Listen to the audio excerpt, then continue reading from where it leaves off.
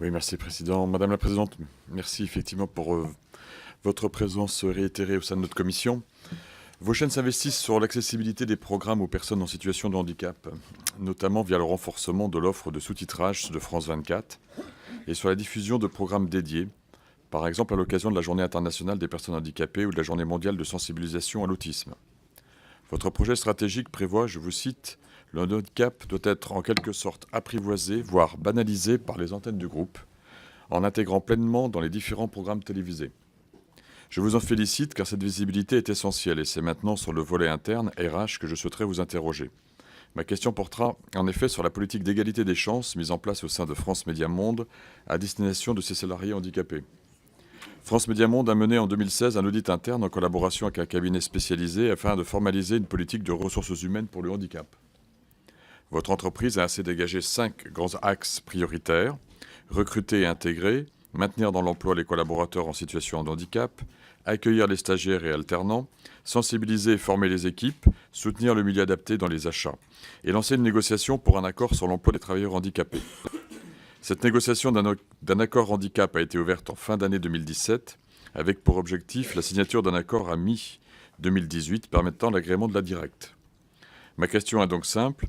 Avez-vous atteint votre objectif de signature d'un accord sur le handicap cet été? Quelles en sont les avancées majeures et comment va-t-il se traduire dans les faits? Je vous remercie. Merci, Monsieur Bertha. Monsieur Bertha, vous m'avez interrogé sur le handicap et je vous remercie parce que j'ai oublié de dire qu'on avait signé cet important accord, là aussi à l'unanimité, c'était le... Mais disons que l'autre était plus difficile sur les intermittents, mais celui-là, c'était un enjeu très fort. Tout le monde s'est mobilisé, évidemment, dans la maison.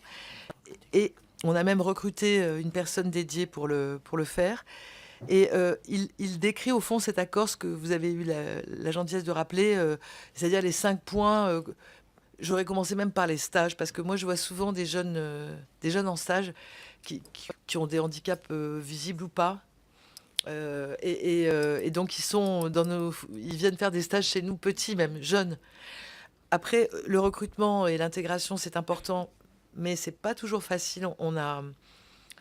On ne trouve pas nécessairement dans nos métiers de jeunes formés, de jeunes handicapés qui seraient formés. C'est pas si facile, y compris en matière de journalisme. C'est pas si répandu. Et on a plutôt un déficit pour en trouver. Maintenir dans l'emploi, c'est aussi le fait que les gens qui vivent une situation de handicap souvent se taisent. Ils n'osent pas parler.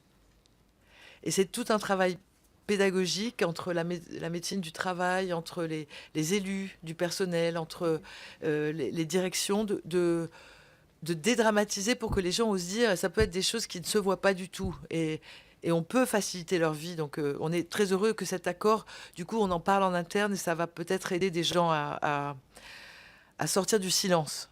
La formation de l'encadrement. Parce que, on peut faire des tas de bourdes. Hein. On peut être très très nul dans nos réactions primaires face à un autre moi-même qui est handicapé, mais qui est un autre nous-mêmes, quoi. Quand même. Donc, alors, c'est important de dédramatiser. On a fait des jeux autour de ça. On a fait Êtes-vous le collègue idéal? On a fait des jeux à l'heure du déjeuner pour libérer la parole, oser faire des gaffes, entendre dire pourquoi c'est une gaffe. Enfin.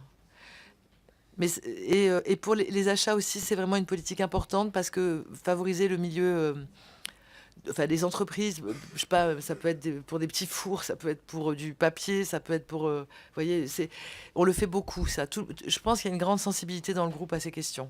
Donc l'accord est signé hein, à l'unanimité. Je vous remercie d'avoir posé la question.